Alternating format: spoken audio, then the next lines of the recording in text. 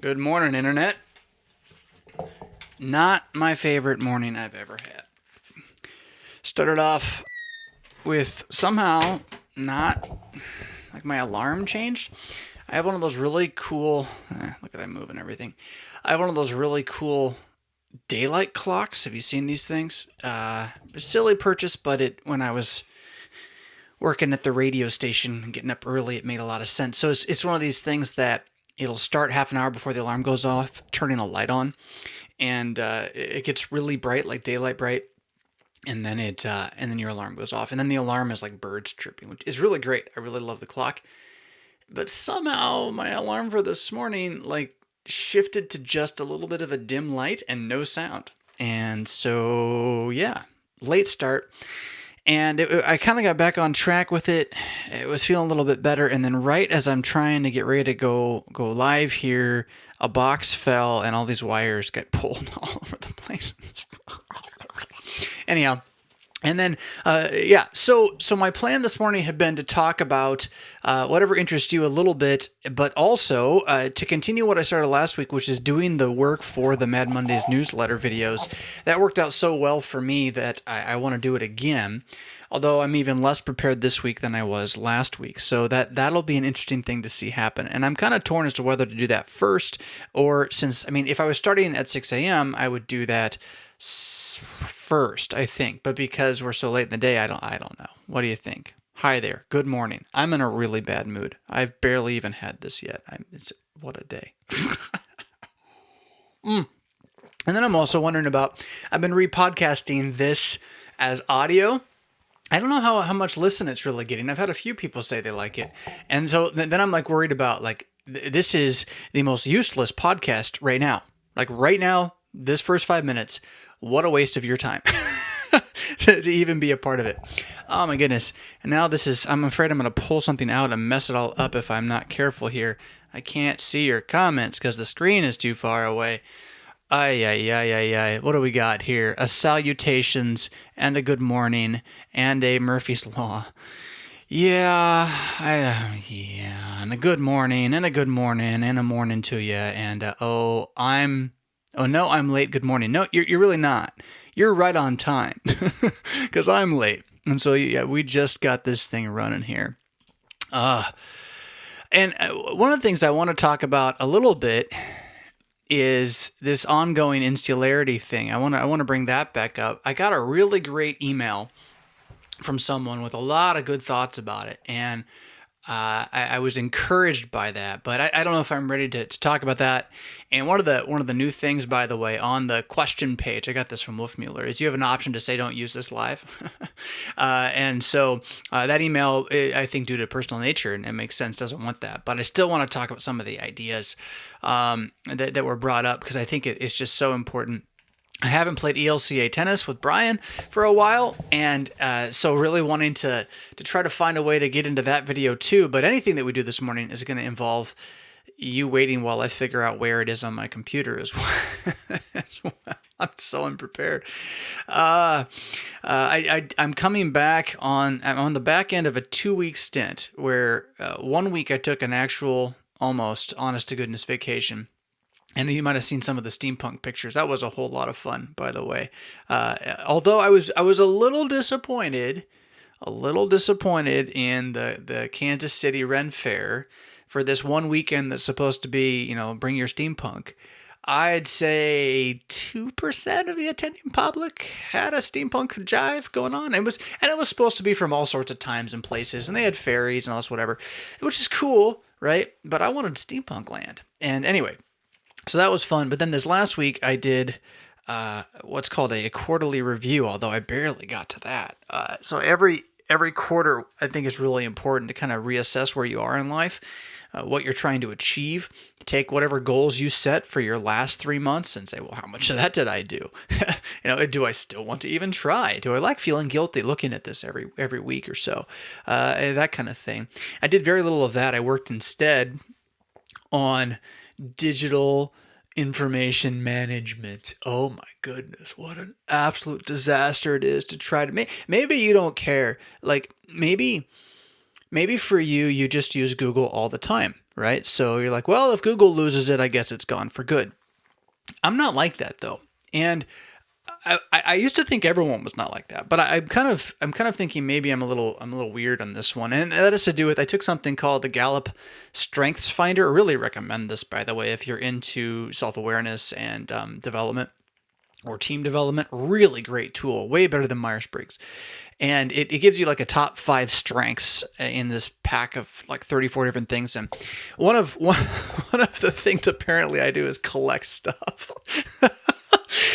Like information. I treat information the way you might treat, I don't know, Beanie Babies. But that means that living in the digital age is ridiculous. There's just no way to do it. And so I keep trying to, I want this link. I want to come back to this later. I want this and that. And then what about this little article? And, I remember this tool that I was shown by one of my profs. I thought it was such a cool thing. It was a way to keep your file library organized. And it was paper based. It was a book, and it had a way for you to, rather than label your files by any sort of, you wouldn't like alphabetize your files or whatever. It was all by number, but then you could somehow, the way the book worked, you'd write it down at the number, but then you had a way that the book itself would cross-reference the numbers with content, so you could find stuff really quickly. But you can't do that with the internet. I mean, it doesn't work. I remember giving up on that really quick. Anyhow, so I had this pile. One tool I was using, I could probably even show you this. Let's see if I could show you this. Hold on. We're going to go here. And if I do this, what happens? We end up in really interesting places in my YouTube stuff. All right. And let's go here then and hit this guy, 1 tab. So I ended up,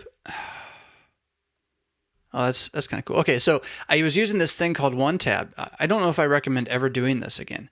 So what I would do is if I found a link that I really wanted to come back to, I'd throw it into 1 tab, because if you hit 1 tab up over here, you guys can see that. If you hit it up where my mouse is over here, it takes all your tabs and it turns them into links in a pile right over here. That's super cool until you have like 300 links and you haven't looked at any of them. And that at least 5 of them are really important. Oh my goodness, that took like 7 hours to get through all that. And what came out of it here, this is just a list of book summaries from one website. So this is pretty cool. You can take all the links and turn them into a web page. So I could delete this, I think. In fact, I'm going to do that right now. And because I've shared that web page as a toilet place. So my file folders, I discovered these file folders in your tab bar. That's fantastic. Oh my goodness. I just discovered that. So this is like what I want to read. So, if I'm on the toilet and I don't want to look at Twitter, I can go to my book summaries page. There they are. See? And even though I deleted it from 1 tab, I've got a list of links. So that's a pretty cool little feature there. But I really don't recommend using 1 tab just to store stuff in general. And even though it's there, I'm going to try to keep this thing at inbox 0, because holy moly, I don't want that to happen again. That was painful. So I came back from, I was like doing that kind of stuff all week. I was doing that with my digital files on my hard drive and on my external hard drive. And like what I really, really, really want to get my MP3s so that I kind of can listen to what I want. And I know a lot of people subscribe to, various streaming services, so you probably just don't even think about it. But I just can't justify paying a streaming service for music. I got too many subscriptions as it is, and then I have music that I really like. I only want to listen to what I have, right? I just need it organized so I can find it and playlist it. And there's no such thing. There is no such thing as a good MP3 player on iOS. Although, I've been looking and looking. I've narrowed it down here a little bit. Vox ain't bad. And Cesium, very dated looking. It's okay. I bought it a long time ago and forgot about it. It's okay. And then this Foobar, Foobar, it's got such a cool little icon. You guys see this? I don't know if you can see the little alien cat. That's Fubar. I want to use it just for that.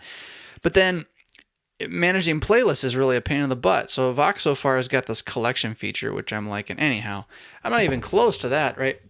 And then you got the actual like work paper stuff and planning.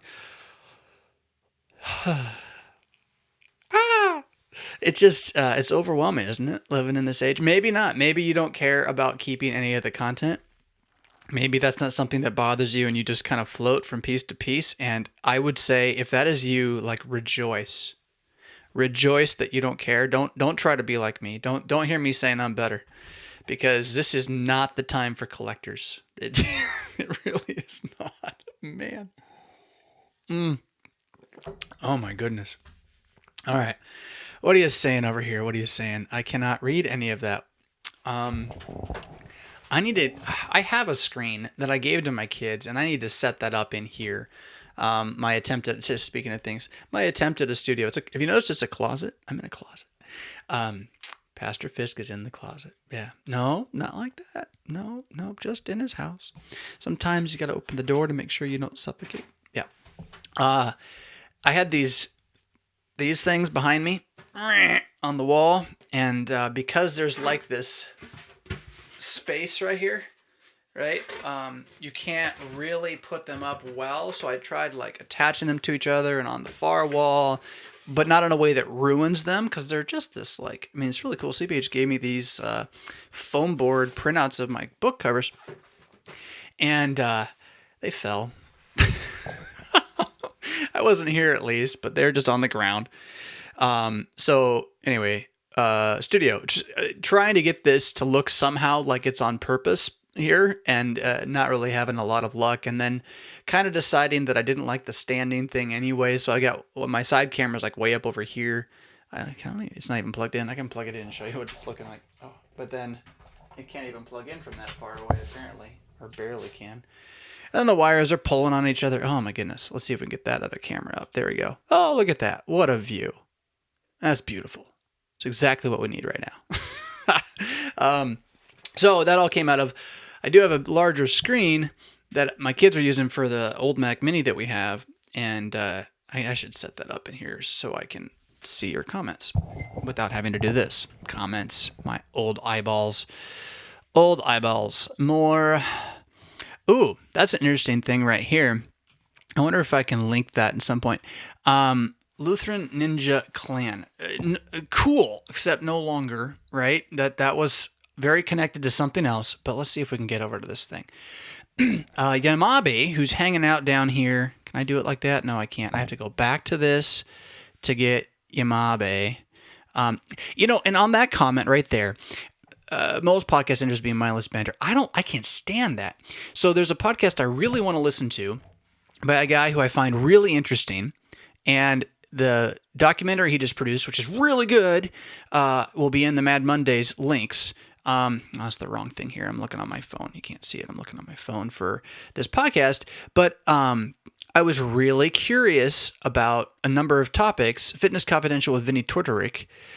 And like the first 2 episodes I downloaded, the whole thing was mindless banter. He's a smart dude. He's got a lot to say. And it's like they were just wasting my time. Anyhow, Brian here, good fella, helps out with a couple of things behind the scenes. He pointed me to this majigger. Let's see. I got to get over to it. If I go here, is that it? There it is. This is barely in utero here. Go to 2. It didn't work. What happened? Back to this. There we go. Go to this and this. Ecamm, I should not have to be on this page to be able to hotkey my changes. Really shouldn't. All right. So this is a pretty cool little tool called something networks. I don't know. But if you go to this up here, I may be changing the name. We'll see. But it's a way that I can begin to create an online community that is not like all about, Fisk, whatever. But, at the center of which is the stuff I'm doing in my conversations with you. And there'll be a way to to join it. It's sort of like a private Facebook, right? For a group focused on one thing. It's pretty spiffy. And there'll be a way for me to eventually create content that you could either buy or I could give away and all this stuff. So if you feel like going and just digging into that, this was all in response to this other comment, right? Where'd it go? Did I lose that comment?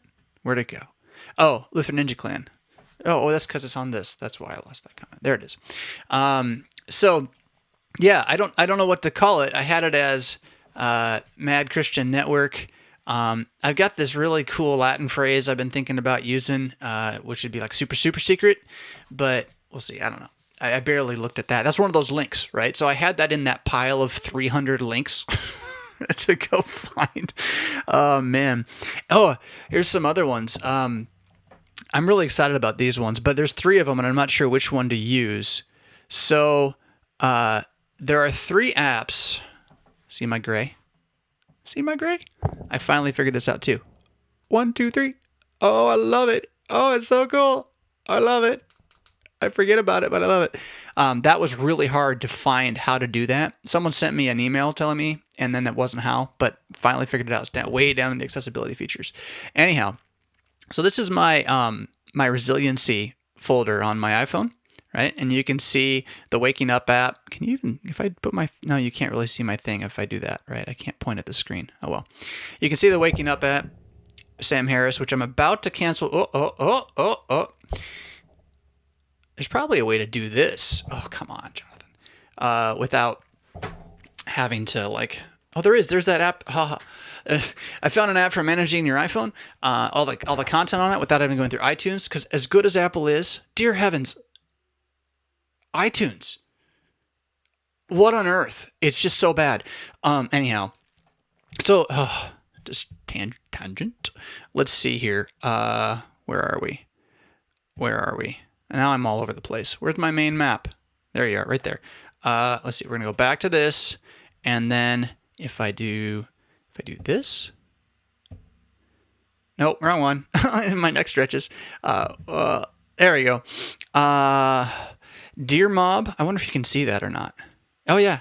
I wonder if you can still hear me when I did that. So Dear Mob and AnyTrans and Walter are apps that were in that pile for managing your iPhone content, and they're all pretty good. Walter does something very different than AnyTrans and Dear Mob, but they all require a rather hefty price tag. Dear Mob, you can at least buy it once and for all for too much money, but otherwise it's all subscriptions. That's like $40 a year, and it's just like, come on. Shouldn't you be able to manage? But with that said, wrong one. See, my neck stretches again. Trying to stop hunching my back. AnyTrans is really sweet. Let's see if we can get it up. Yeah, it's so cool. Like you can get into your screen. Where is that? I might have to attach my phone to be able to do it. You can like manage your screen from in here and everything. It's sweet, but it's $45 or $50 a month for like one user. It's just ridiculous. Anyhow, so. Blah. That was all. If I had that, I do have it. The trial's like done almost, but it was like a 1-day trial. But I could show you this on the screen a lot easier. Anyway, so in the middle is my Waking Up app. That's the Sam Harris meditation app. If you are going to get into mindfulness ever as a Christian, I really recommend his approach because his stuff is secular. And so he's generally unspiritual, although he touches on it sometimes. So I recommend subscribing, going through his intro class of 50, and then stopping. That's what I'm now doing. And I'm going to start making use of some other things. The Oak app here is pretty decent for breathing exercises and just timing your mindfulness, your resiliency. But it is... I can't really speak to the quality of the guided stuff on that. Melly's my new friend here, the panda bear. Melly's fun, although it's still super Buddhist. But you get this like little screen with like little animals and little river, and then you can like build on it. It's gamifying the breathing, but basically it's a lot of breathing. So you can set, this is one of my favorite ones. Breathe in for 4, breathe out, or hold for 7, breathe out for 8, and you can set that to time For a certain amount of time, you get this little animal that sits on the screen while you do it. You get the points that let you build. So that house, I built the house. Where is it? There's the house. Although they called it a temple, but that's my house. Anyhow, this was all attempting to get to. So those are my resiliency apps I have been using. But then I knew I had a link to something, and then I couldn't. That link had disappeared, but I knew it was out there. That there are these apps that are using brain science and the development of the study of things like Alzheimer's to create tools for strengthening your cognitive resources to prevent cognitive degenerative disease. And they are they work. Like they're shown to work. So if you really want to read up on it, go. Oh, come on. I should have a way to do. Where's that window? You want to go Google. I'm going to try to put it on the screen so that you can. Oh, it's hiding.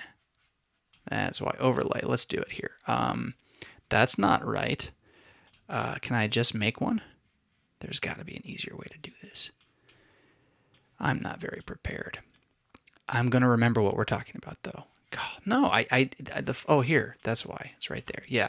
If you Google, I'm going to spell it wrong, too, because neuro is a hard word to spell.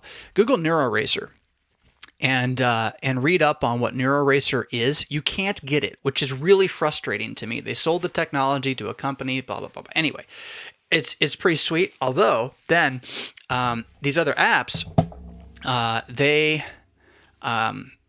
they purport to be doing similar kinds of things. So you got Lumosity is the orange one. You can't resume, it's too close to my camera. Lumosity is the orange one. I'll put these on the screen with words in a moment. Peak is the one in the middle with the notification on it. And then you got Elevate there. I spent probably an hour and a half yesterday morning going through the opening tutorial of all of these. Let's see if I can multitask. Nope, I can't. Lumosity, Peak, and Elevate. Going through the opening tutorials of these. And by and large, let's see here, Peak and Lumosity are more or less the same thing. And they're both pretty sweet. You have... I should say this. It's all gamified. The whole thing is little mini games you play on your phone for 15 minutes a day, and there's about 5 games they'll take you through a day. It's a regiment. Then it begins recommending various games to improve those cognitive things you can't do. So I think my favorite game I played was on Lumosity, and it was these trains. So you had this train house up in the corner, and colored trains would come out of it, and you had like 5 or 6 little train depots that were the right colors for the trains, and you had to get them to go to it. But you had a number of switches that were going on, and they didn't all line up. So you were like sitting there with your thumb, like hitting the switches, and trying to track the colors and see where it's going to go. And it was hard, and it was a game, but it was then working on remembering while keeping attention on other things all at the same time, which is as a tool, right? Trying to keep your brain sharp. However, having said that was my favorite game, Lumosity was not my favorite app. I think my favorite app, well, and that's the thing, Lumosity and Peak more or less do the same thing, same kind of games.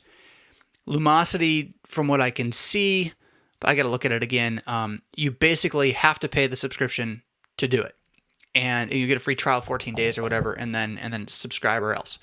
Whereas Peak, it seems, I could be wrong about this though, I still got to look at it, but Peak, it would seem, you have a free version you can use that's limited, but you can keep using it. I like free. Free is nice. Because subscriptions just add up, right? And I want my kids to use this. I want my wife to use this. Like at $8 a month for 7 people. Jeez. Although I also just discovered that you can share some things on if iTunes Family or whatever. I don't know if these apps will work. I really hope so. That'd be cool. But then I really want Elevate, but because it's so different. Because Elevate was literally math and language. It was like gamifying the SAT. I don't know if you're too young, you took the ACT or whatever. Gamifying the test without it really feeling too much like the test, but it was some of the same sort of stuff. So you were having to you had like these bubbles with like 2/3 over here and 66% over there, and then another number over here, and you had to figure out, which ones were the same number. That was hard. Not the 2/3 66, but man, that one got hard fast. Also, all of these apps, they respond to your strength, right? So at whatever level you're able to go, it'll real time up and down the difficulty to push you. It's so cool. I'm actually so that was finding these again, and then testing them out. I'm gonna keep testing them out. And right now Peak is in the lead, but Elevate the stuff that you were able to do with math. I said this probably, I would say it's 25 years ago now. I'm 41. What would have been 25 years ago? It would have been 16. No, there's no way it was that. It wasn't 25 years. Was I 16? This is how bad it is. I'm actually going to use a calculator to make sure I'm right about that. This demonstrates the problem. 25, yeah, 16. No, 15 years ago when I was 26, I remember feeling something and then beginning to talk about it to at least 3 different people. And it was somehow I'd been learning about, the right brain, left brain thing, where you have the creative side and you have the logical side, right? And hold on, let's see. Creative is right brain? Now I want to check that out to find out if that's even true. That's a pop-up I didn't really want to see right now. Let's see. I suppose I should go on record and see if my feeling is even right. So this could be really embarrassing. Here we go. So I'm pretty confident it's left brain is your math and right brain is your creative, but maybe it's really wrong. But the reason is because I can literally feel this side's not working as well. And I haven't been doing math for a long time. I used to do math. I was good at math at one point. It was kind of really a good thing. But I do logical stuff. So maybe now I'm going to look it up. How wrong am I? Let's find out. Let's see. We need to go, before I go to internet, I need to switch first because it won't let me do it once I'm over there. Oh. And now I can't see anything. There we go. Let's see. And this could all be junk science too, right? I don't even know. Is left brain, right brain junk science? What's the difference? Healthline. Which website are we looking at? Is Healthline trustworthy? I don't know. They seem to be. They come up high in the things.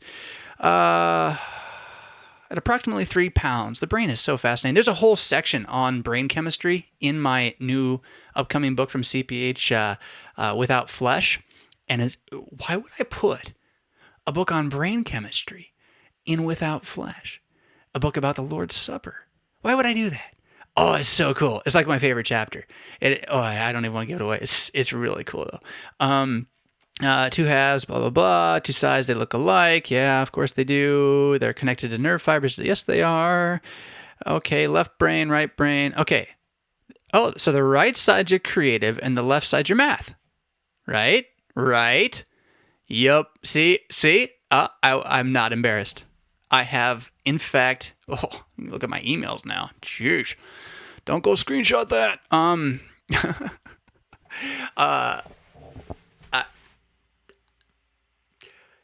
Since I stopped doing math in college, I have felt that right now, I can tell you that this side of my head, if I try to think, how does that feel to think with over there?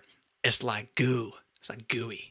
And over here, it's like a sword. It's like a sharp implement. I can use it. And so when I was 26, I started saying man, I just want to go take a math class, which is weird because as good as I was at math in high school, I skirted my way to B pluses and A minuses, not doing the homework and studying for the exams alone. I was really bad. I copied homework from the girl next to me for 3 years. Anyway, terrible. As capable as I was at it, I always hated it. And so I didn't do it. That's why I didn't do the homework, right? And then I kind of figured out how to study by reading the book to do the questions in college, which was a neat thing. That was pretty neat. The book told you how to do the work, and then you did the work, and it always worked. That's the nice thing about math. And anyhow, so I figured that out right as I was done with college. And I didn't do it. Didn't have any math. So I was like, oh, I should just go take a math class because my brain hurts. Like it's not working. I can feel it turning to goo. And so that's what, again, tangent. That is what this app Elevate does. Oh, I just opened it. I better not do that. It'll start doing stuff. All right. So all of that coming from this. Yeah. You didn't know what you were getting into this morning, did you? I like re-listening to the audio of this show. Wow. All right. Cool. That's good. Yeah, to watch it and listen that's commitment. 12-week year. Did I say that? That's a weird thing to say. Just throwing this out there in your copious free time. It would be so awesome to see you take a piece of entertainment. And yeah, that's what my wife wants me to do. She wants, with the podcast, to at least once a month have me go see a movie or a TV show or something. Then she wants to interview me. We did that for the Star Wars thing, that 3.5 hour beast of a podcast. The trick would be with that. There's enough other things that are needed on the podcast that gets pushed to the side a little bit. So one of the questions is like, how often can I do the podcast? Right now, the income stream is tied to the podcast. So how would I do more official podcasts and not charge more, right? And so we've got the Patreon thing set up so that, per podcast is charging, and I could just only charge so many a month anyway. But then that gets into my motivation a little bit, which I don't want to do, because as much as I'm motivated to do this because it's good, the carrot and stick, they both, the stick helps sometimes. And speaking of which, the podcast is not out for this week. It's almost done. I just have to put it up. That was another thing I didn't do this week. But yeah, I agree. I'd love to do more of that kind of analysis. It's almost like I need a daily radio. Wait, don't say that. That was just a different world. We did a Gallup at work last year. I'm a collector too, information and stuff. Yeah. It's great until it's not. So I'm also now a minimalist. So it's interesting to watch my brain try to compile minimalism and this. What was it? Is it input is the collector? Let's see here if I can find this and bring it up without showing you my world. I'm always worried about giving away like private information here. I'm booting up a program in which I keep my information about this particular thing. So let's close those windows. Probably can't get too much out of that. And go to this guy. Oh, well, that's disturbing. There should be more. Oh, there we go. It's like there should be more there. Let's see. That's goals. You guys don't need those. There we go. Strengths Finder. There we go. It really is a fascinating. Let's see. I have to go back to this. Do it like this. Flip over here. All right. The 34 different things you can Google it. Gallup Strengths Finder, and they all are strengths. The idea is that these are not weaknesses, although you will not have certain strengths because of your strengths. You can't have all 34 of them. And so learning what your strengths are enables you to play to your strengths. That is, to set up hacks or tools, situations where your strength will be active, as opposed to a pretty common and wrong way of going about things, which is to try to fix your weaknesses. That's like, I'll say this way, the science is in on that one and it doesn't work. Yeah. So if you're a business and you're like, well, we're weak in this area, let's get strong in this area. You're not going to. LCMS going door to door? Anybody? Yeah. Not the place to put your effort. Instead, play to your strength. Anyhow, I found it pretty helpful. So achiever is my number one. Go figure, right? Getting things done matters to me. Let's see here. Activator. This is like trying to start new stuff, right? You learn by doing rather than by talking about it. Competitor. What an interesting thing to be a competitor. I feel guilty even leaving it up there. It's like it's wrong somehow. Basically, what this one means is that you only assess yourself by being able to measure your performance against another, right? So the meter that you use requires someone else on the meter so you can know whether you need to improve or not. And it so winning is value, which is kind of a sad thing. One of my kids definitely has this, and she's fantastic. But I mean, like second doesn't count. Right. But it also, the strength of it is that in that it brings out the best in you. So it spurs you to achieve, and so forth. So it connects with my achiever one pretty well. But then let's get down to is it absorber or is it, where's the title of that one? Or is it input? No. Where'd the title of that one go? Shoot.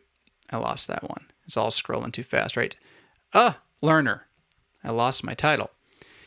Let's get that in here. Learner. So, lady who a moment ago said you also have it. Were you the learner or were you the absorber? I forget which one's the collector. I think the absorber is the collector. Let's see. Or input, right, is what that one's actually called. Natural collectors. There you go. Because you just want the raw knowledge. You don't want to lose it. I got to be able to find it again. Lean toward archiving. I'm going to archive the internet in my spare time. That's what I've been working on. Got a project. And then the learner is you want that information in order to build on it. So the archiver, if you didn't have the learner, the archiver could just be content having it, right? There's the stuff. Yay, I have stuff. I have a strength. One of my strengths is that I also am using that stuff in order to learn, in order to what, right? In order to achieve, because I need to be able to, where is it? I need to be able to win in order to find my personal value. And the good news is that as I go along, I tend to catalyze other people in my madness. Yeah. What a thing, huh? So I highly recommend that test. It is a little expensive. And if you talk your business into doing it for you, did Siri just make noise?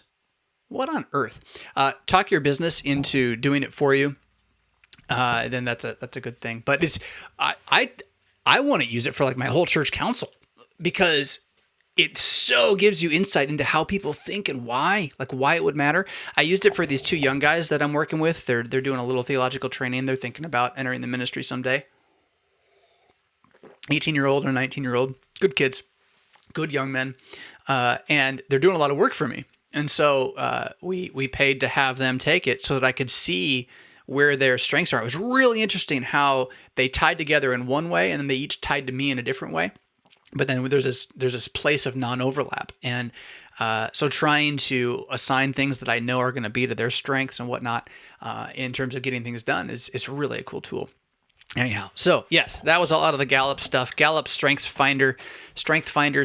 You could also, there's two books, and you don't want the one that's the Strengths Finders one because it's almost not a book. It's just the test. What was the other one that talked about that, though? There was another one that was connected to it. It wasn't Why Work Sucks and How to Fix It, but it came out of that. It certainly wasn't Your Best Life Now. But it's like that. It's like Strengths something now. Let's see. Where did my internet go? Is that this one here? Yeah. Okay. So come back to this, flip over, come over here. Strengths Finder now. I don't even know. I should go to Amazon first. Yeah. What was it? What is it called? Amazon. You can see all my recommended things from Amazon. What was it? It was about managing people with different strengths. Management, Strengths, Gallup. It's a really good book. One of the best ones I read in terms of, come on, what the heck? Okay. It's not Is the Manager. Strengths-Based Leadership. There it is. That's it. First Break All the Rules. What a good book. I think I have that on Audible. I should listen to that again. That's a really good book. If you're into business management at all, fantastic. It basically says all the rules of management that you're taught to do as managers, don't do that.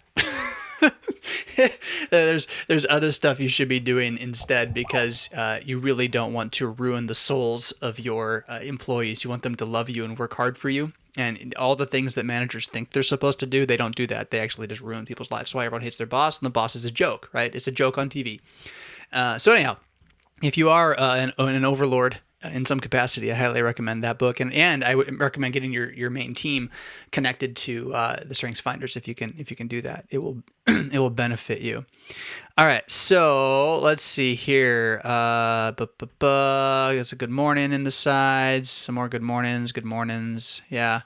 So information scientist husband affirms what you said. MP3. Yeah. It's frustrating. I don't know. Maybe Google's better. Like you would think with everything we've got right now, in terms of the ability of this little machine to talk to this little, I can send text messages on my Mac. I love it. It's great. So why can't I just drag and drop MP3s onto playlists on this? Why do I have to go through this weird as heck backwards? I mean, it's like Windows 95 is what iTunes makes me think of. Oh, it's just terrible. And there's anything that's out there that's supposed to like be better as just as an MP3 player on your phone. Once you get it on your phone, which is hard enough, without it duplicating stuff and then turning it all into proprietary stuff so you can't move it again. I mean, it's just, geez, I bought it. Can I please use it now? The all the other apps are like these super driven ad apps, or these like it's subscription like free music from the internet, but you don't have to pay for it ever. And it's like, well, I really don't trust you, and I really don't want that anyway, because I just want my MP3s. Why can't I just play them? Why is it so hard? So frustrating. And it's like, when do you find the time to figure that out? That's where I should say, let's go back to this. Oh, no, hold on. Let's go here. Now, this was working all week, and now my tap is not working. I wonder if it's because I have my mouse connected. Oh, for Pete's sake. Because it's another tool I have called Better Touch Tool, which is pretty sweet. It allows you to set up a whole bunch of... I'm going to get rid of this. I'm printing out some... just let me delete it, pages. Printing out some stretches and exercises for my wall. Now, okay, I was looking for something. No, okay, that's not the one I want. Can we get there? There we go. I didn't mention ever what Walter does. So like Dear Mob and AnyTrans lets you control what's on your iPhone the way iTunes ought to. And really Apple should just do it itself. This is ridiculous that they don't. But then Walter is pretty cool. It does let you just drag and drop, like literally... come on, Ecamm. Of all the things you do so well, letting me change my screen is so hard. Although I wonder, I got a tool over here that I used to use a lot of. Oh, I wonder if it's set up. Can I just do it? Oh, let's test that right now. Nope, that didn't do it. Nope, that didn't do it either. So, and I'm where it should be to make that happen. I must have moved those buttons. Bummer. Anyhow, Walter 2, you can just drag and drop an MP3 onto your iPhone. Poof! It goes into your music library. Just poof! It's great, right? Wireless, Bluetooth, whatever. It's only $40 a year to have that app available to you. You know, jeez, nickel and diming you to death, man. If you notice this, I find this really interesting. The problem of our shrinking middle class, which I would put myself in, I think. I'm definitely middle class, no question. Privileged as the day is medium length and not having enough time in the day. The thing is not the one expensive thing I want to buy, and by expensive I mean like that $300 thing that's just really neat, right? I bought an exercise bow. Actually, I should show you this. Hold on. This thing's pretty cool. Oh, my headphones came off. Let's see if I can get it here. Upside down. It's called the Gorilla Bow. It's got these bands on it. They are latex bands, and different strengths, right? So these are like these tester 90-pound ones that they sent me because I was disappointed that the 50-pound ones, well, that's great for like one arm and stuff, but when you're trying to do some push-ups, well, depending on who you are, I need a little more weight. And so that was a $300 purchase, right? That's not the thing that's going to hurt my family. Well, we do that sometimes, right? You fit that in. It's the piling up $8 and $20 and $40 and $70 monthly things. That's where you die. That's where it all goes. Man, and you just can't strip that stuff away fast enough. And you get to the bottom and they're like, that went up this month. Why? Why is gas going up so much, right? That kind of thing. And so that's where I'm like on this, I will not subscribe to more stuff plan. And as it is, I want to cancel what I am subscribed to. Even though they're small, those things, they really add up, and they're what hit your bottom line over the course of the year. The one-time purchase is a one-time purchase. You bought it. You knew you were going to buy it. Here it is. You see the money, you spend it. The subscriptions, man, they just eat at you. And I'm saying this as someone who you, God willing, are throwing me $6 or $20 a month, right? But it is. You do want to be careful with those, as they do add up. They do add up. All right. So as I tell you not to subscribe to me on Patreon, not to help me out, dear heavens, Jonathan, be quiet. Let's see here. We already did that. Yep. That was all out of that one. Let's see here. iHeartRadio, because that's not really for your MP3s, right? Maybe it is. I don't know. That was like one of the first apps I tried way, way back, and I've never gone back to it. So maybe it's better than it used to be. I don't know much. Are you about to release a new book? Yes, in February, at the speed of CPH. Only what? I think about a year. It takes them about a year. I think I gave it to them last January, and they'd spent a lot of time on it, which is good. They go through with a fine-tooth comb. There's a couple of more recent edits that my editor didn't find. I think that the typesetter editor found, and one of them was like this word in the middle of a sentence, and it made no sense. I mean, my editor Scott's like, what does this mean? And I'm like, I don't know. So they do a lot of that, and then the art connected to it. I don't know what the inside's going to look like yet. I know we did some work on trying to pull out, like, every 3 pages there should be a quote from within the text that's amplified in some way. And the cover was in my newsletter last week, so if you're not going to sign up for the newsletter, you're not going to get the goodies. That's what I got on that. But yeah, so February, that thing should be out, barring a doctrinal review fight, which happened with one of my books and not with the others, so I have no idea what will happen. So you're talking about iHeartRadio, I hope, rather than me. More good mornings. Good morning, Dean. Dean's online. How about the Mad Lutheran Ninja Network? Yeah, I like ninjas still. They're cool. Sometimes when you build something and then it falls down, you just don't really want to build with the same toys anymore, right? When someone comes and knocks over your little blocks, not that that's what happened, right? But the blocks fell down. By the way, who gave me the dislike again? So friendly. I'm so arrogant that I think I should not have any dislikes. That's ridiculous. When your blocks fall down, you're like, I don't want to play with the blocks anymore. So ninjas are still cool. Dragons are still cool. I love all that stuff. I just, I don't know. The taste just needs to be different for me. So where did I write that down? It's somewhere where I will find it. There's a Latin phrase that I think is pretty sweet, which I kind of am thinking about using. But the thing is, my Mad Christian is going to be the brand. I really like that. It works well. So Mad Christian Network just sort of fits. Mad Christian ninjas. I don't know.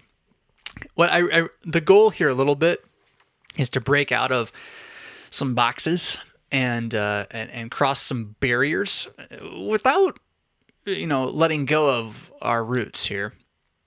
And to do that, I think there needs to be a little less goofball in the process. Maybe not. I don't know. So what does that mean? You're gray. Is this no, that was on Facebook. All the comments got blocked. I don't know what that means, that you're gray. Don't forget to consider joining Fist. Yes, thank you. as I tell you about subscriptions and how bad they are. Nasty blizzard in South Dakota. Well, it is South Dakota. What do you expect? Actually, I should say it's better than North Dakota. It's farther south than North Dakota. barely. God bless you people, though. What a great part of the country. What a beautiful part of the country. I do miss elements of that area. I loved Fargo. Fargo was great. What's the number in Scripture just as a number versus something, when is it versus something more symbolic? I'm thinking Revelation 20. When it tells you it is. That's the answer to that one, right? When is a number in Scripture just a number? When is it something symbolic? When the text tells you it's just a number or it tells you it's just symbolic. How do you know? Well, you have to be attentive to what you're reading. Is what you're reading a historical statement, or is what you're reading a giant flaming picture of theological epicness? Right? In which, if you take that number literally, you actually destroy dogma by the end of the day. You end up ruining and removing core elements of what we know to be clear. Is it a clear text? Is it an unclear text? You know, if Jesus takes 5 loaves and 2 fish, then he took 5 loaves and 2 fish, and it does add up to 7, but he actually did it, right? Whereas the 1,000-year reign of Christ, after which what? The devil rebels? Jesus loses? That doesn't really fit. It's going to be on earth, and then it won't actually fix the earth, and then it's only for like the Jews? Like, how? What? Like, you just end up going deeper and deeper. Oh, and the Jews aren't saved by Jesus' actual atonement? What? Like, I mean, that's not all pre-mills are going that way, but you know, because of the trail it leads you a little bit down, but then even more important than that, you know, because the context says, hey, these numbers don't mean literal things. And the place for that is chapter 1. And we're actually going to be talking about that really soon on the Wednesday night thing. So super short version, you know, Jesus shows up and he's standing there and he's crazy looking, like Old Testament God, kind of crazy looking. And John's like, oh my goodness. And he falls on his face. Jesus says, get up, brother. And, what you doing? Yeah, I'm your king. It's the truth. But look, I got 7 lampstands and 7 stars. And do you want to know what that means? John's like, yeah, I want to know what that means. Well, the 7 lampstands are the 7 churches. Duh. And the 7 stars, those are the angels of the 7 churches. So, yeah.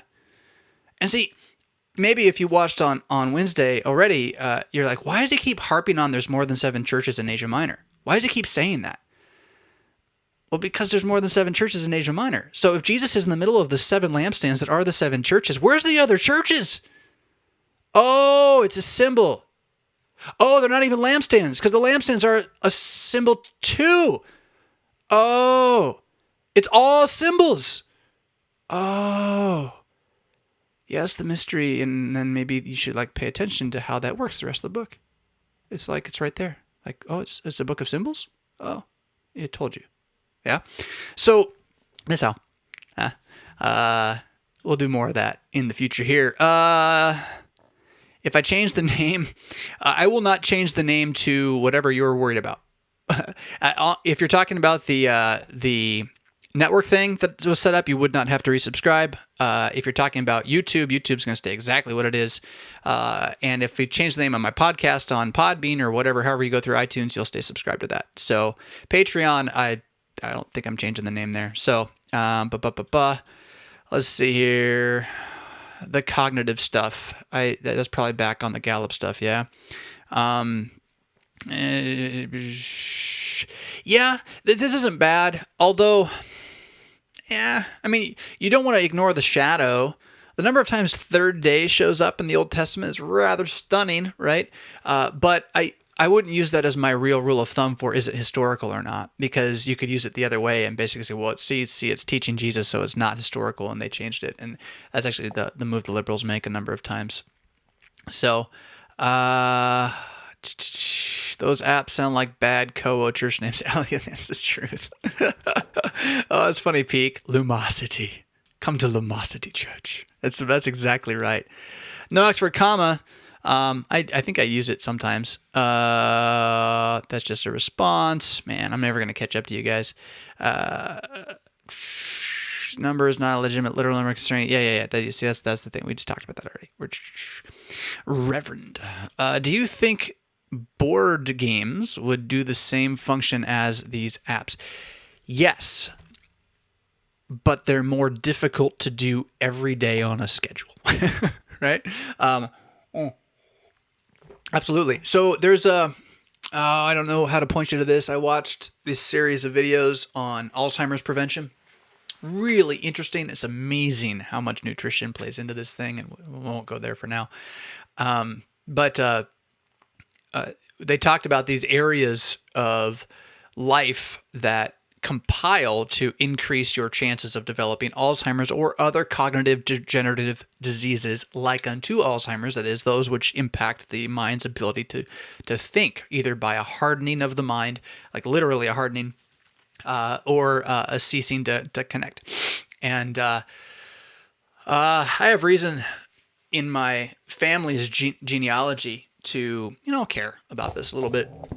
And nothing to worry about at the moment, but I should care, right? And so I don't remember the 5 different. I have it all written down somewhere in my archives. One of them is certainly exercise. So if you are daily doing some activity physically, you are less likely to have Alzheimer's, just percentage-wise. You decrease it pretty significantly. One of them is lowering your sugar intake. If you have less sugar, you're less likely to get Alzheimer's, just straight up. Diabetes is a marker that connects almost directly to Alzheimer's in like percentage wises. So, your nutrition is part of it. There were 5 areas. One is stress load.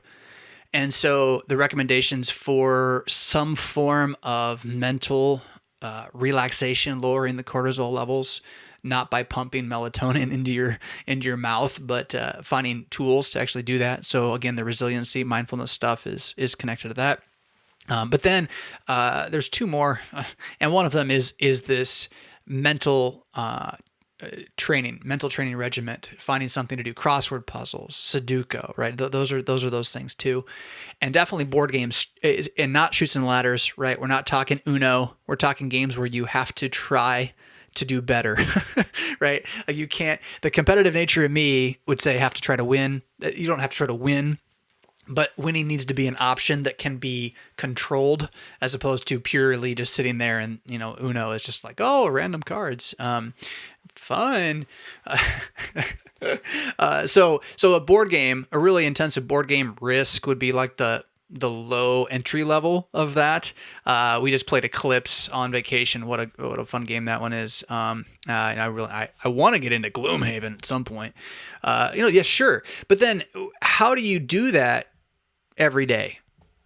Like you can't, right?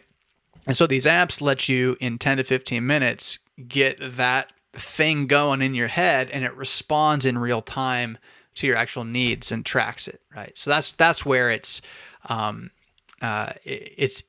tool designed for the long term, whereas the board game is really a tool designed for a Friday night, right? It's just to hang out and have fun. And if you like using your brain to have fun, that's what it does. Yeah.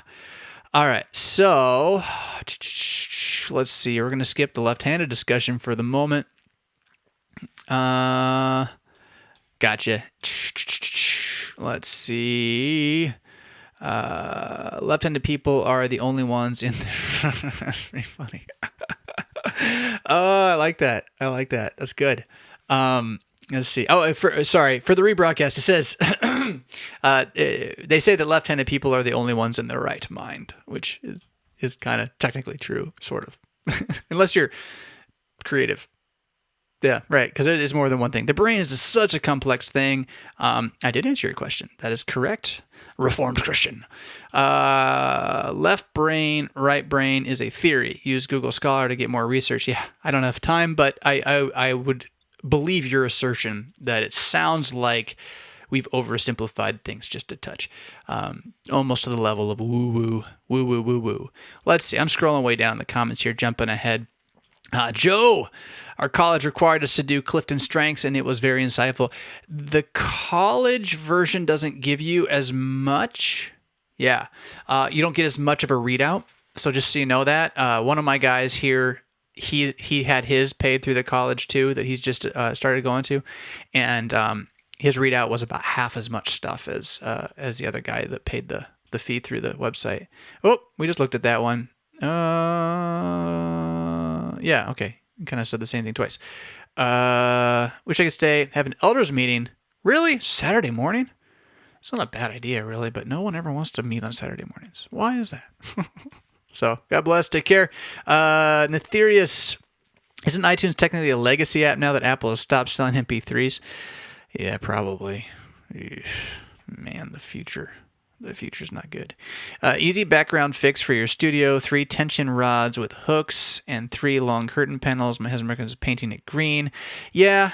I just have never been able to make the green screen tech work. I did that at one point way back. I've thought about doing that here and having more than one back there. There's a website too where you can print out like a 6x4. What do they call it? It's like a canvas almost, and it's only like $60. So I was all ready to do it, but what do you put on it? And then they're like, well, if this isn't your art, then it's on you, and you can't get us sued, and we'll sue you. And it's like, well, then what do you put on it? So I just don't know what to put on it. It'd be cool to have something really neat, right? But green screen tech, I don't know. With my hair being as flaky as it is, there's a lot of glowy that seems to happen up in there, and you got to get the lighting right and all this. But you're right. It's a good thought, and I will need to think on that a little bit more. Ninja Cell. See, I do still like ninjas. That's just a great name. I could take down Smog with the bow. Yeah, right. I don't think it would work to shoot. They are a little dangerous. If you are not careful, that band can come flying off of there and whip you. And the 90-pound short ones, if you don't put your foot on it, even when you get it off the top, the bottom just comes up suddenly. And I've banged myself in the shin more than once. Does not feel happy when that happens. I will not bow to any corporate sponsor. Actually, I don't think a corporate sponsor would want me because I would insist on telling the truth about their corporation. But if you had a good corporation, I would gladly stand beside you with a small amount of reverence, acknowledging that you're helping pay for stuff. Yeah, absolutely. Let's see. You should consider trademarking Mad Christian. I know. It's on my list. And his money, right? And his time. Time's worse than the money. The dislike is a random atheist that's, yeah, it could be. It's gone now, though. Yeah.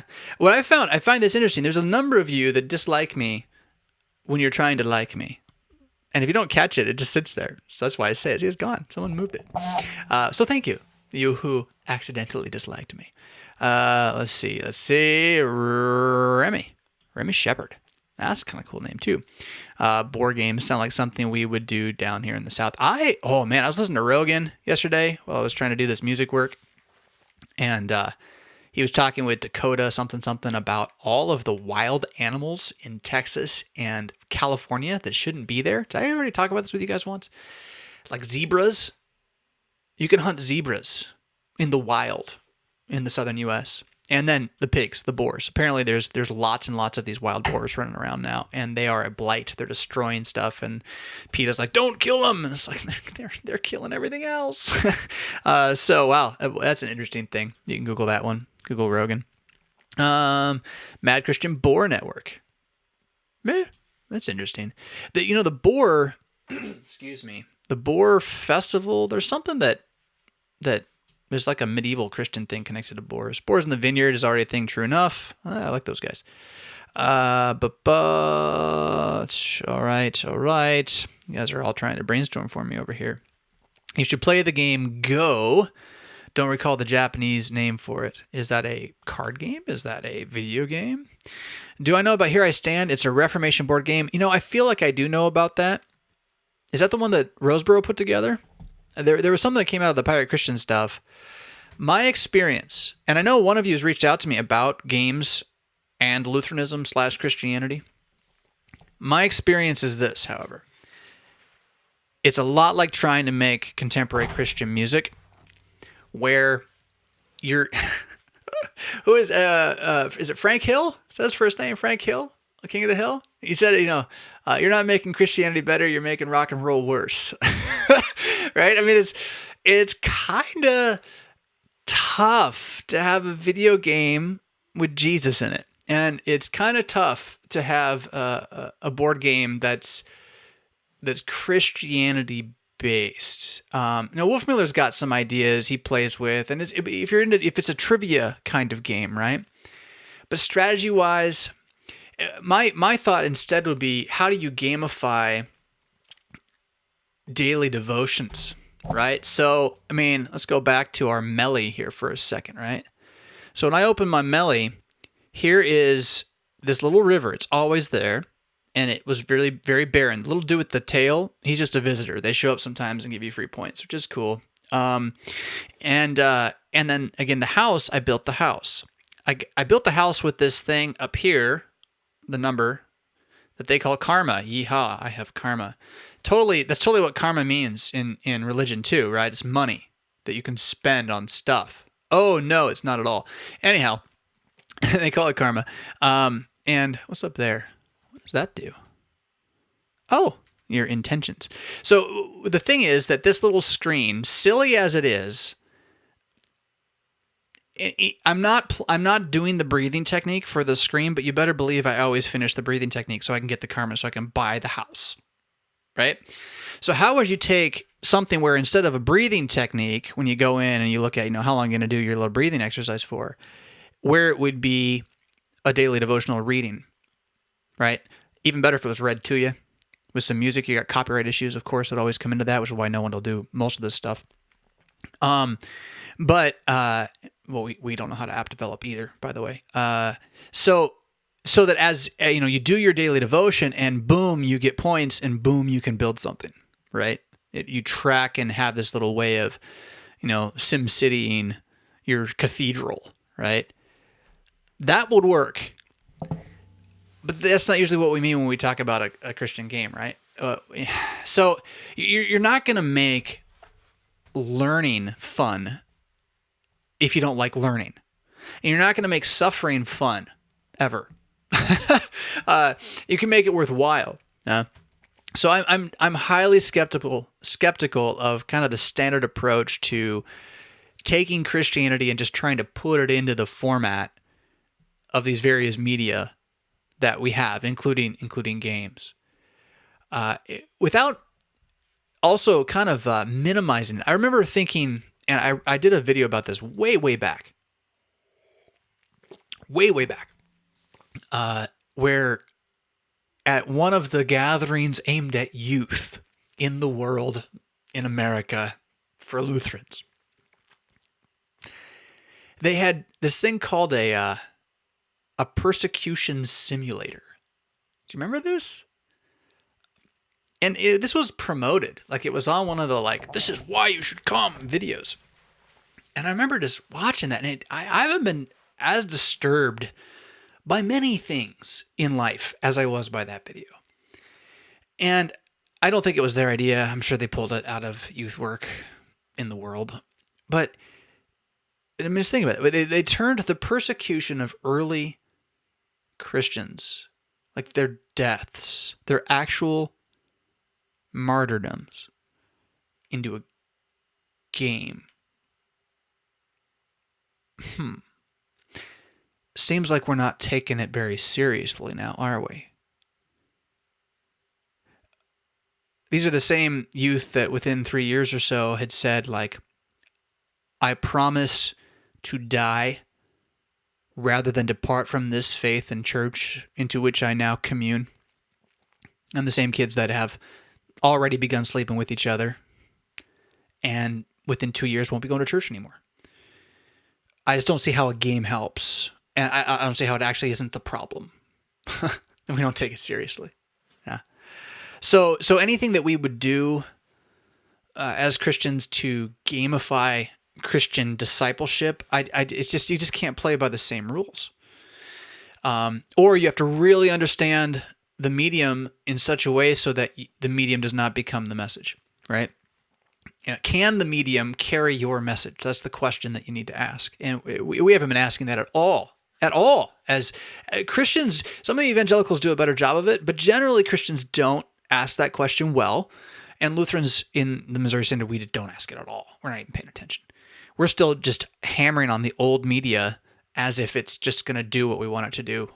You know, the strength of the initial Walther A. Meyer Lutheran Hour was built on the novel power of radio at the time, where if you were on, you were a thing. All you had to do was pay to be on. Because it cost too much to be on. And so the fact that they just did it, that put them way ahead of the game. It was a genius move by Meyer, no doubt about it. And he was a pretty potent personality, so that he was able to levy. He was able to levy, I think that's right, saying that, the tool for the sake of the message. But radio's not novel anymore, and there's a lot more on it. So, you know, you need a little more, right? There's all these different ways that the media has cross-sectionalized as well, so that YouTube video is not TV, and it's not your classroom. This is a good example, though. So video is not the same as drama. So if you go back and watch old movies, I'm talking 40s, 50s, 60s, right? Talking movies. The movies that move. That's why they call them movies. Did you know that? It was a picture that moves. That's annoying. If you go back and watch them and kind of take a step back, you can realize, oh, look, they're filming this like it's a play. Like, I could be sitting in the audience and we're literally in a scene, and the camera might pan or move a little. You might have camera A and camera B, but you really don't have any transitions, right? There's not a lot else going on. And some of that was a technological limit, but it really wasn't. It was a mental limit that they could not conceive of how this tool could be different than a stage that you just recorded, right? And so the early movies are effectively plays on stage.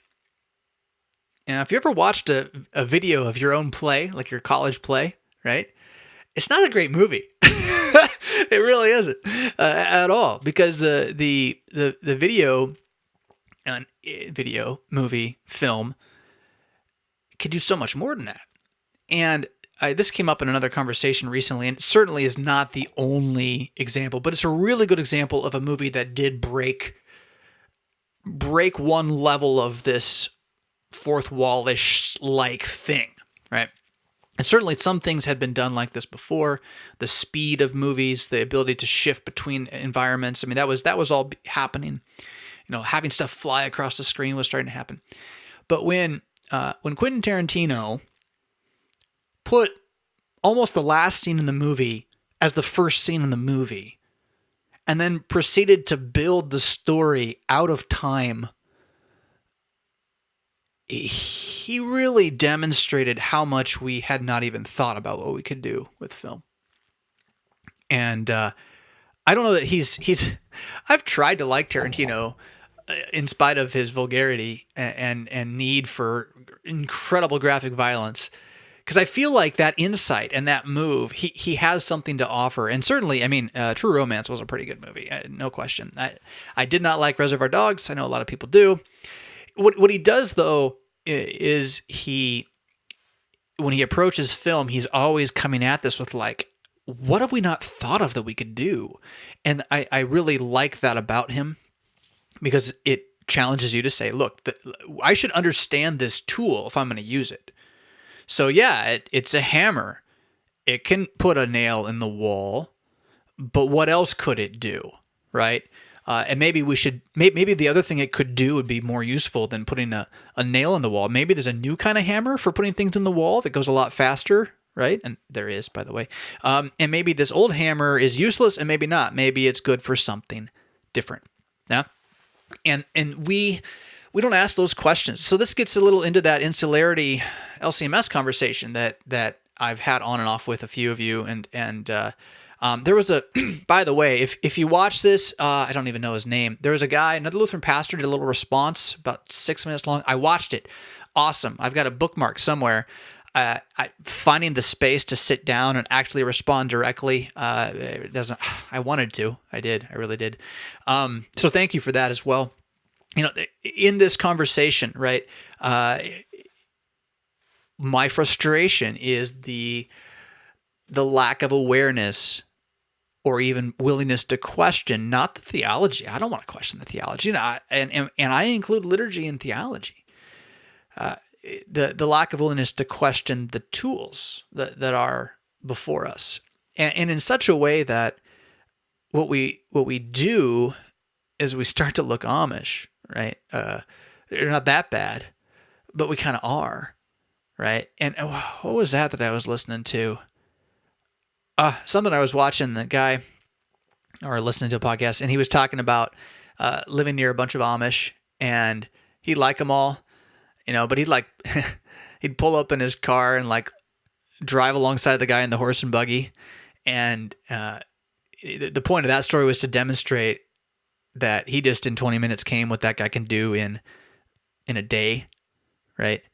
So are there places like that as American Lutherans, we are completely trapped in old world thinking that doesn't have to be better? And I'm the last person to say that we should think that the old world was stupid. No, they were way smarter than us. We're stupid. That's why we're not using new tools well. They would have thought through things a little more than we do. But that doesn't mean that, Edison's first light bulb is the one we still should use. And it doesn't mean that the cheapest light bulb we can buy now is the one we still should use. Because maybe it's really ugly and it makes the service ugly. And maybe I got a bone to pick about that. Yeah, okay, fine. So, tools, media, games. It was games. So, when it comes to trying to take our faith and put it into these tools, whether it's a game or otherwise, we have to be so well versed in what the tool is good for that we're not afraid to break the use of the tool. Yeah, to not only use it in the way that we've seen it used. And in that regard, say if you're going to gamify Christianity, you can't just do, Call of Duty Christian style. I mean, it's just not going to be there. Anything you could come up with, Jesus is fighting demons in hell, right? Oh, that's clever, but it's not really going to enhance faith in any way, shape, or form, and it kind of demeans it a little bit. It really demeans it. It demeans it quite a bit. So, there's a rant, huh? What do you think? You guys have been chatting this whole time, all the way at the bottom. Here we go. Weiss House. Oh, I didn't say it. You did. When did we start engaging the youth with the evangelical worship practices? Well, they insist it's not worship. So as long as they say it's not worship, it must not be worship. Oh, I got my negative back. You'd gone away and now you have returned. You went in 2001, less of a rock concert, more VBS-y. Well, same problem. Oh my goodness, I can't get that thing to stop doing that. Same problem, same theory. Yeah. When did we start believing that teaching the youth required sillyifying it? When did we start believing that for a 3-year-old or a 5-year-old or an 8-year-old or a 20-year-old, for them to learn anything or grow in discipleship and spirituality, we had to make it intentionally dumb and funny? And then from that also exciting. That's the bigger question. It's not really about rock and roll at all. And this is where Charles Finney, revivalism, comes in. You got to know his name. New Measures, the idea that if you don't... Oh, that's not the right camera. The idea that if you don't change the way you are presenting... how do I say it? If you don't... If you do not correctly use the tools to manipulate the other human being, then there cannot be conversion. Now, I hate that. That's evil. Put that over here. My insularity conversation is that being evil doesn't make the tools evil, or our use of the tools in a good way not good, right? So what's the insight that led us to think that we should have to make the kids enjoy the worship? I mean, there's something there that isn't wrong. Finney was saying you kind of want to trick them. I mean, they're unbelievers. He was dealing with conversion, and the unbeliever needs to be motivated to believe, and that's not going to be the Word of God that would do that. So you need to motivate them with other things. And if you hear me saying any of that, that's not what I'm saying. I am saying that the human being needs to be treated like a human being, which I don't think is too crazy. But what would lead us to think that our youth aren't believing? What is it they're not getting when that we need to fix? And then we think that the answer is fun. And so I mentioned Finney. The other name I throw in there is Dewey. Dewey, who reinvented education and made it learner-centric. And it's not that there aren't different learning styles. There definitely are. But the idea is that the student will be motivated to learn most when they enjoy the learning. That's true. So the task is to change what's learned to make it enjoyable. That's the problem. Yeah. You can't change the knowledge. Or you will change the knowledge and it won't be the knowledge anymore. And so, when the girl says, "Oh, I really enjoyed the persecution simulator. It was great. I'd do it again." What did she learn? She learned that it's fun to play hide and seek in the dark. That's what she learned. She did not learn what persecution is like. And she certainly did not learn that in a moment of total fear and dread, the only hope you have is that if you die, it's okay. You're going to rise again from the dead. She didn't learn that either. And could you take that thing and turn it into that so she would learn that? I don't think so. But so out of the question, when did we start doing this? We've been doing this ever since we bought into the idea that youth need to be treated differently than other Christians. And along with that the main ones that are supposed to reach the youth are not the parents. Like, that idea is a really bad idea, right? So that, the answer to the growth of the young Christian is not the father being a Christian and the mother being a Christian too, but some other thing. And if you want to get to a piece of law that God wrote that has to do with training up the youth, it's parents train up the youth. So just talking about your faith with your kids alone is so powerful, even if you're not perfect with it, right? Just to do it, to demonstrate it, so powerful. And all these other gimmicks that we would try to use to kind of, oh, look, it's fun. That's what it is. It's a gimmick. It'll die with its gimmickry. So I don't know if that was kind of weird where I went with that a little bit. I hope it all made sense. You guys are talking about building something. Is this the game idea?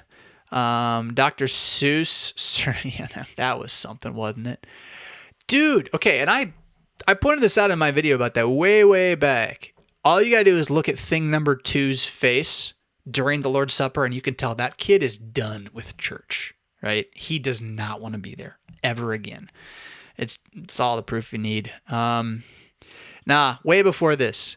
60s and 70s are just a fallout of philosophical ideas that were being put into place 100 years prior. Postmodernism. And the 60s act like they're this big idea. They're the result of a boiling out of things and a shifting of direction intellectually that had occurred in the 20s, 30s, and 40s even. And the war kind of paused it all. It was like, pause. This one generation has to die to save everybody from actual Nazis. So it all kind of paused, and then they came back, and then, a combination of other factors, including a warmonger mindset, kind of pushed us back to the boiling point again. Anyhow, so much happened in the 40s and 50s that was bad. I'm a little conspiracy-ish there.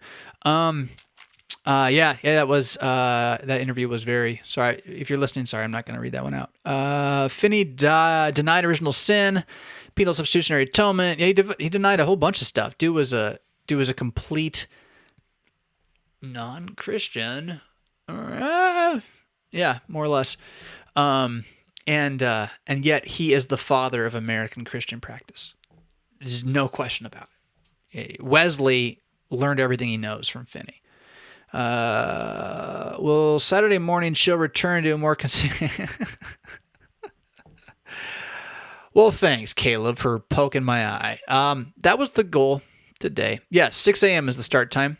And if I don't have it up, it's just because I have failed you. And I should quit, because remember, second place doesn't count. Oh, man.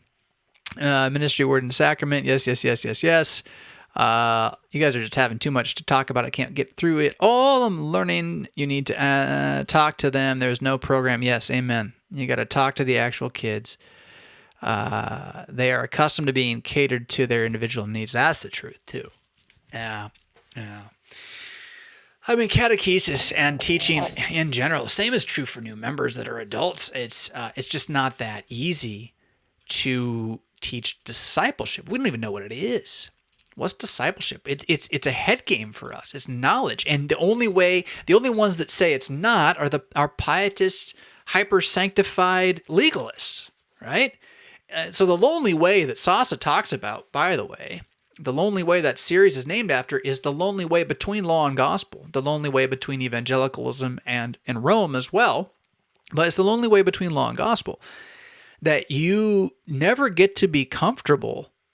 You're gonna be fighting legalism or licentiousness always. You don't get to sit back and go, well, we got it fixed. Let's just chill for a while, right? It's just not going to be there. And I would say that right now the biggest fight we have is the fight for the gospel, not the law. By far, by oodles and oodles far. But there is a fight for the law that's also at work, and it's not, or it's the wrong law that we tend to fight for. We fight for all these cultural laws that are these habits and uses of tools as if they're from God, and then we're freaked out because the sexual community in America is so off the deep end, but we don't really repent of what got us there. It's like the 60s, 70s things I was saying a moment ago. It's not like 2008 just showed up out of nowhere. It's not like the denial of marriage as an institution hadn't been here since the 60s. I mean, the moment that we began allowing, forgive me, there's forgiveness for this, by the way, so don't hear this as condemnation. If you're one person in a situation that is connected to this, there's forgiveness for all sins. But when we rolled over to divorce law, marriage was done.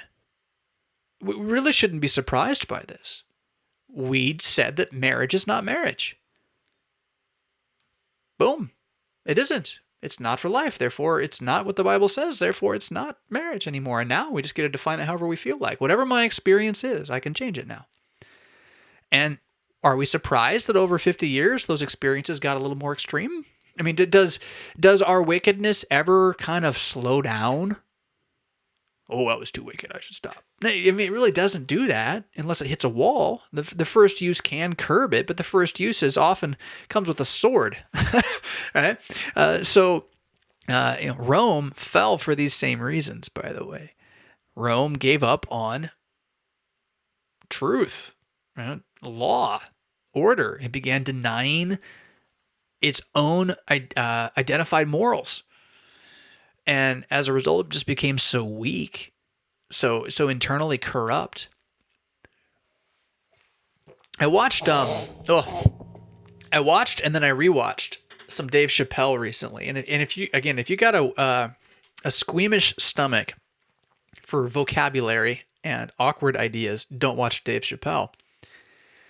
But according to some, he's the best comedian ever. And honestly, he's awful funny. And what he does that's even better than him being funny is he attacks modern hysteria culture. Oh, does he attack it hard? It's very refreshing. He's like a prophet, or the king's gesture, the king's fool. Like, he's saying it and it's funny, so he gets to say it. But like, what's the king gonna do? And who's the king? The king is the woke culture that's going blah about everything, right? And then he just goes straight at them. And the insanity that has been created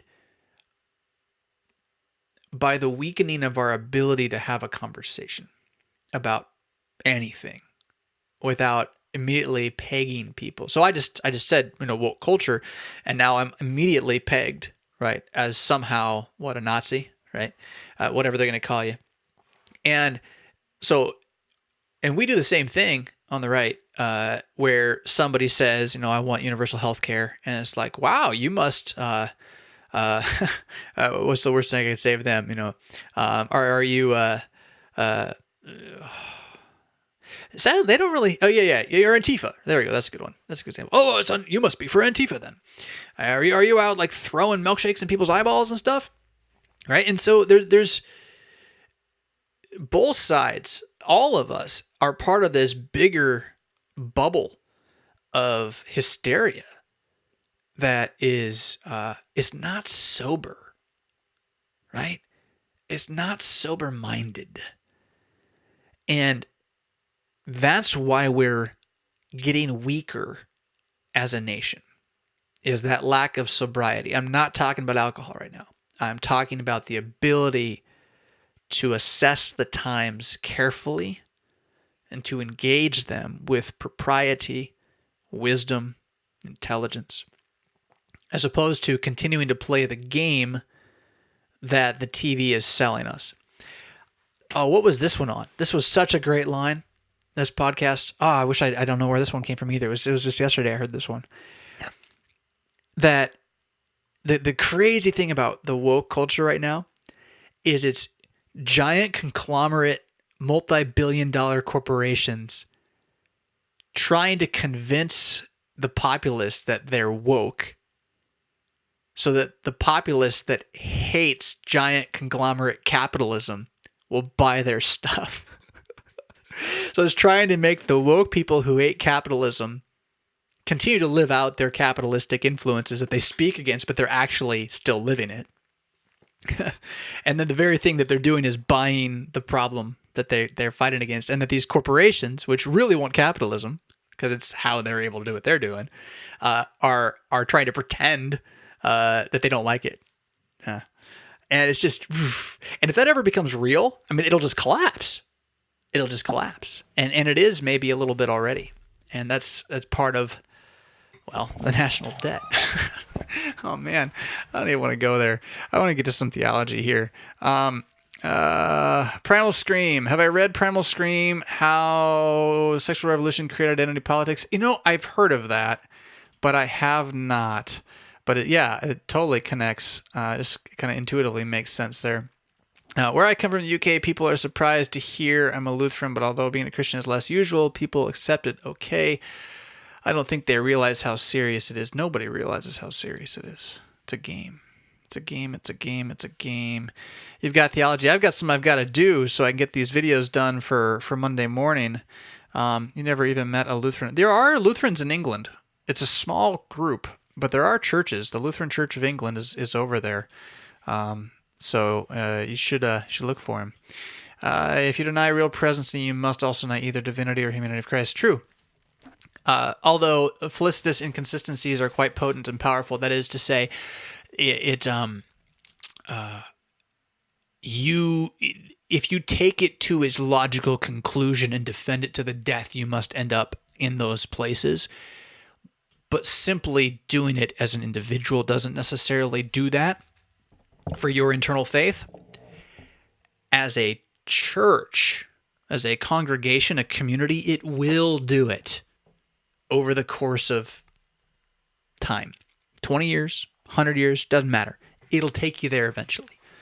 And it's just the next person who isn't as committed to this one other thing you don't want to let go of as you are, and then they let go of that piece, and it snowballs over time. So absolutely, the Council of Chalcedon and its 4 negations, in which, paradoxically and hyperbolically, it defends the incarnation of Jesus as full God and full man. Those negations apply directly, not indirectly, directly to his presence in the Lord's Supper. They have to, because they apply to him, and it is him. You can't separate him from the Lord's Supper. And so again, the negations of Chalcedon are absolutely about the Lord's Supper. The Lord's Supper is about incarnation. If he can't be in bread, he can't be in flesh. And if he can't do with his flesh what he wants to do with it, he ain't God. I mean, it's just straight up, right? And him being God does not deny his humanity. It doesn't take it away. It's still flesh. That's where the brain chemistry in the supper book is. Oh, it's so much fun to think about Jesus' brain. I love it. Anyway, we'll leave that for another time. Annabelle, I got a bunch of Lutherans from the UK over here. Fareham, Our Savior Fareham. God bless you, Annabelle. Are there Lutherans in Ireland? That's what I want to know. I found this really decent. It'll be in my Mad Mondays newsletter, by the way. You definitely want this link, and I will only give it to you there. Really great 30 minutes on preventing heart disease. Holy moly, is it good. And the guy, to make it even better, the guy's Irish. And so he tinks these thoughts and things. And I can't even do it. It's so great. But Ireland. Do we have Lutherans in Ireland? I bet we don't. Whatever. It's because we have to make them German before they'll convert. UK conversations going on in the chat. So here's what I'm thinking, guys. Here's what I'm thinking. Now I'm going to lose a lot of you. 51 of you watching right now, though. That's fantastic. I need to do these actual Bible videos, but we are at 136 minutes of this live stream at the moment. And so at 2 hours, it will create an issue with the processing.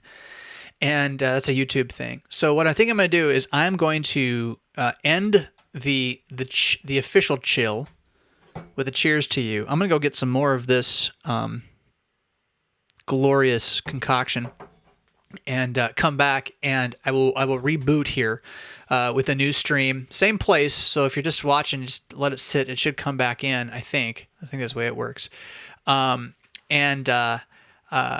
get going into some Bible. We got 9 different sections of Bible to look at, and we'll dig right into that. So, with that said, good comment, Brian. We're not going to jump on that right now.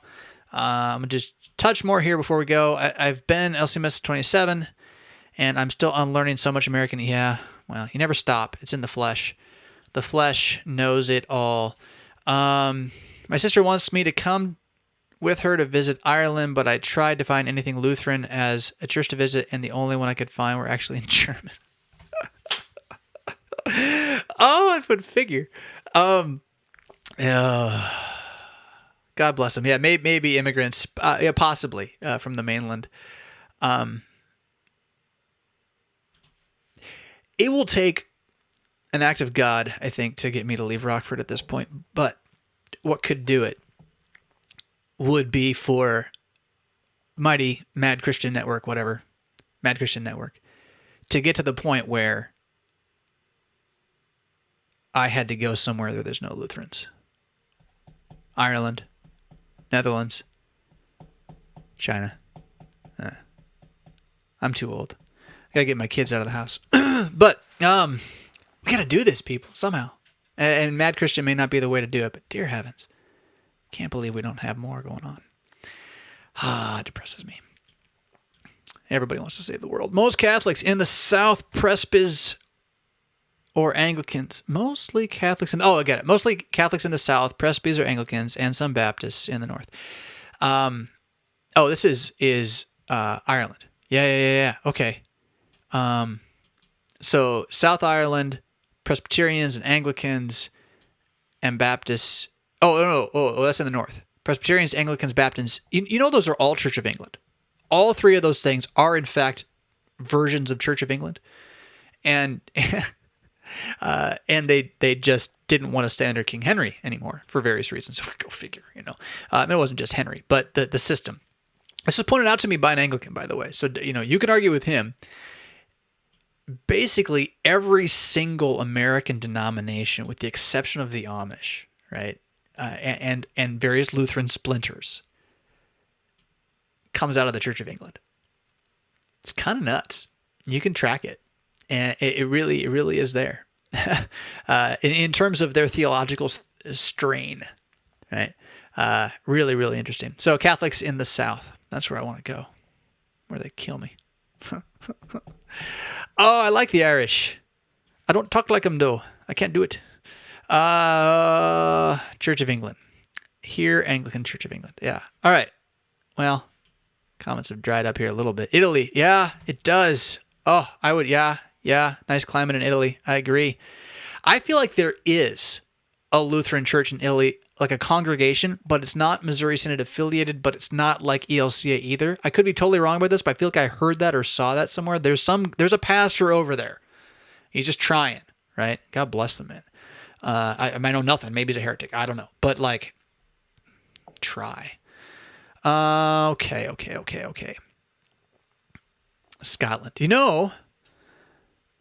That's my ancestry. Not all of it, but some of it. My middle name, my middle name? Starts with an M. Has a C right after the M, and then another capital letter. Yeah, for reals. For reals! Someday. Right. All right, well, check it out. You guys are still talking about this stuff. Oh, well, here's a... learning the Reformation to distinguish how the doctrine got twisted. Are you talking about the splits? Because it really does help understand why various groups believe what they believe. So when you look at what King Henry did and why, it makes sense why the splintering action is more common in the Church of England's children than it is, say, in the Lutheran position, which was a state-run, but not splitting from the Pope for personal reasons, establishment tied much more strongly to sociocultural factors than the Church of England really ever was, because Henry's reason was actually to get rid of a sociocultural factor, right? And so there's the reasons why these various groups began can still be found in the ways that these groups act, and that includes Germanic Lutherans, that includes Norwegian and Swedish Lutherans, and why they do what they do. We always kind of bear the sins of our fathers, whether we like it or not. And I'm not saying that this means that any of these... I'm getting a text message from my daughter. Oh, she did well in the first volleyball game. They have a tournament today. I got to go to some of that at some point. I'm not saying that there is no Word of God involved in any of this. There absolutely is. But you can also see the humanity at work, and that humanity often is what starts that small line that's a little off, and over the course of generations, that line just goes further and further. So, all right. So, logging out, but I will be back. It is. Where's my clock? I moved my clock. There it is. 9:58 a.m. I will be back at 10:15. We got a solid at least 40 minutes of Bible text coming your way. So if you got nothing else to do, just stay put or grab something to sip on. 10:15. I'm gonna make it faster. It's gonna be 10:10. 10:10. I'll be right back. All right. We'll catch y'all at that time. Rock on.